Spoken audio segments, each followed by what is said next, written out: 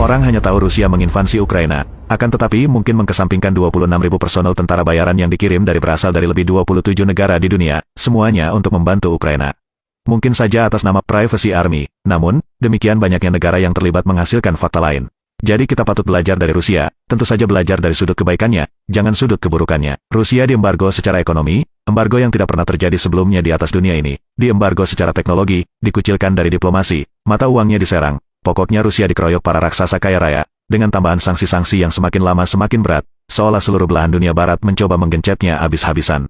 Lihat, yang mengeroyoknya bukan negara sekelas sayur asam. Di sana ada Amerika sang superpower militer, superpower ekonomi, superpower mata uang. Di sana ada Inggris, mantan superpower Eropa, mantan penguasa lautan, ada Jerman, ada Italia, ada Prancis, Swiss, ada Jepang, ada Australia, ada Kanada, ada Polandia, dan masih banyak lagi. Semuanya adalah negara-negara super kaya, yang memakan lebih 60% porsi kue ekonomi dunia dengan biaya hidup rakyatnya yang mahal-mahal. Sekilas Rusia pasti akan hancur ekonominya, pasti akan resesi. Ayo kilas balik. Februari lalu, ketika pertama invasi dimulai, Barat gotong royong memberikan sanksi, menjatuhkan embargo ekonomi dan memutus Rusia dari sistem keuangan internasional. Rubel segera menyusut drastis, Barat bersorak. Pemberitaan besar dengan grafik meyakinkan diperlihatkan bagaimana grafik ekonomi Rusia menyusut tajam, dan rubel seolah tersungkur. Tapi Putin tersenyum dan berkata dengan tenang, tunggu saja permainan baru akan dimulai, merekalah yang memulai. Benar saja beberapa bulan berlalu Putin secara mengejutkan memutuskan pasok gas harus dibayar dengan rubel. Mendadak dolar dan pound sterling, seperti membentur dinding karang, dan terhenti agresivitasnya. Lalu perlahan-lahan keadaan terbalik, rubel terus menguat, dolar dan diikuti oleh pound sterling mulai melihat fakta, bahwa permainan ekonomi global sedang berada dalam genggaman Moskow.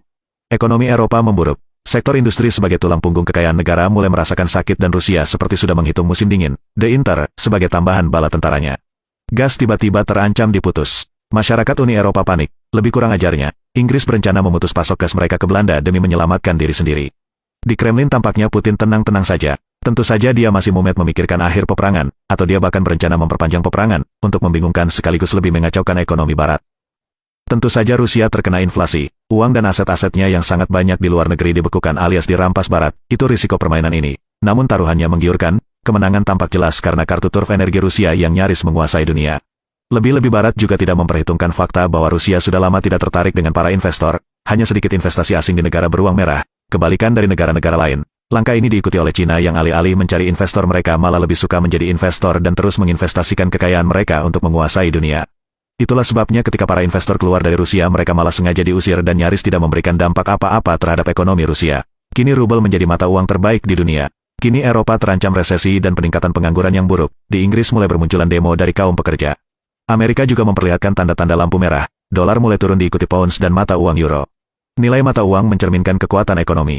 Ada tren yang diabaikan, bagaimana masyarakat kebanyakan lebih membenci NATO ketimbang Rusia. Apakah ini tandanya Putin sudah sukses menunjukkan betapa kuatnya Rusia? Belum, menurut pakar ekonomi Barat mereka sangat khawatir bagaimana Cina dan India mulai memborong energi Rusia dan membayarnya dengan rubel. Rusia dan Cina sepertinya dipercaya merencanakan ini semua sejak lama, mereka mengetahui rencana invasi berikutnya.